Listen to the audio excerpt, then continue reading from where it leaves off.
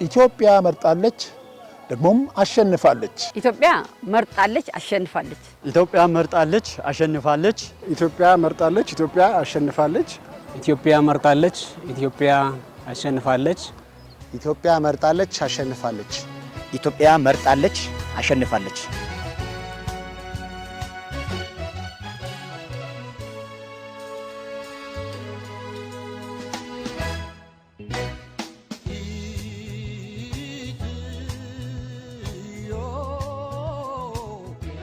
የዘንድሮ ምርጫ እጅግ በጣም ለየት ባለና በጣም በሚያስደንቅ ሁኔታ በሰላም ስለተጠናቀቀ እጅግ በጣም ደስ ብሎናል።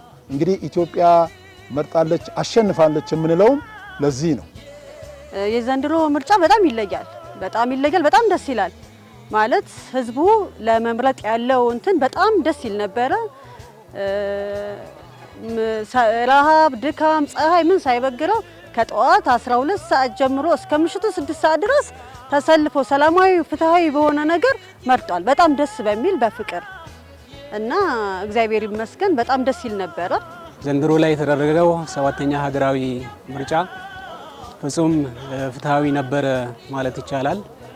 ዜጎች በነቂስ ወጥተው ከሌሊቱ ጀምረው ከሌሊቱ 11 ሰዓት 10 ሰዓት ጀምሮ ድምጹን ለመስጠት ተሰልፎ ድምጽ የሰጠበት ሁኔታ አለ።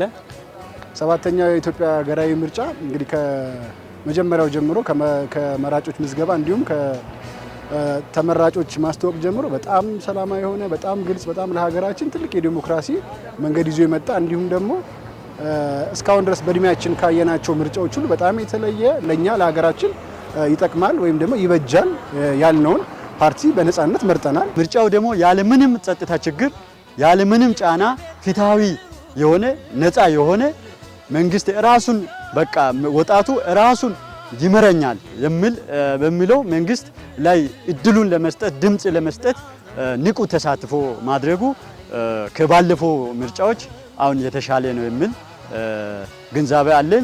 ለኔ የሚሆነውን መርጣለሁ ያስተዳድረኛል ያለውን የኢትዮጵያ ሕዝብ በሚገባ ሁኔታ ወጣቱ ተሳትፎ ያደረገ አዛውንትን ተሳትፎ ያደረገ የሴቶችን ተሳትፎ ያደረገበት ምርጫ በመሆኑ ደስታ ነው የሚሰማኝ። ይሄኛው በአይነቱ ካለፉት ምርጫዎች አንፃር ስናይ እጅግ ዩኒክ እጅግ አዳጊ ለሀገራችን ተስፋ ሰጪ ሀገራችን ያሸነፈችበት ነው ብሎ መውሰድ ይቻላል ማለት ነው።